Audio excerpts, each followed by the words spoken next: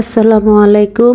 নাজনীন লাইফস্টাইলে আপনাদের সবাইকে স্বাগতম। সবাই কেমন আছেন? আলহামদুলিল্লাহ, আমি অনেক ভালো।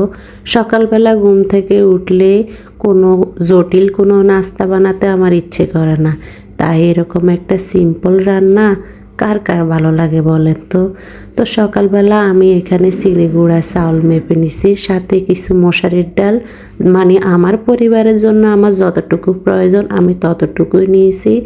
এখানে ধুয়ে ভালো করে পরিষ্কার করে একটু তেল গরম করে পরিমাণ মতো পেঁয়াজ কুচি দিয়ে দিছি। সাথে দিব হলুদ গুঁড়া, মরিচের সামান্য একটু গুঁড়া, আদা রসুন পেস্ট, জিরা গুঁড়া আর একটু লবণ। একটু ভালোভাবে মশলাটা কষিয়ে নেব, তেলের উপরে ভালোভাবে মেখে নিব। তারপরে এখানে আমি খিচুড়ি রান্না করার জন্য যতটুকু চাউল নিয়েছি ততটুকু সব দিয়ে ভালোভাবে একটু নেড়ে মেখে ঝুঁকে একদম যত বেশি মশলার সাথে আপনি চাউলগুলা ভাজবেন তত বেশি আপনার খিচুড়িটা একদম বোনা বোনা হবে। আমার তো বোনা খিচুড়ি অনেক পছন্দ, আমার আবার লেটকা খিচুড়ি বেশি ভালো লাগে না, যার যা যেরকম পছন্দ আর কি।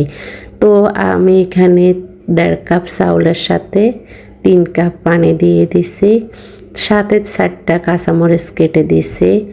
বেশি জাল আমার আবার পছন্দ না, আমার বাচ্চারা খেতে পারে না।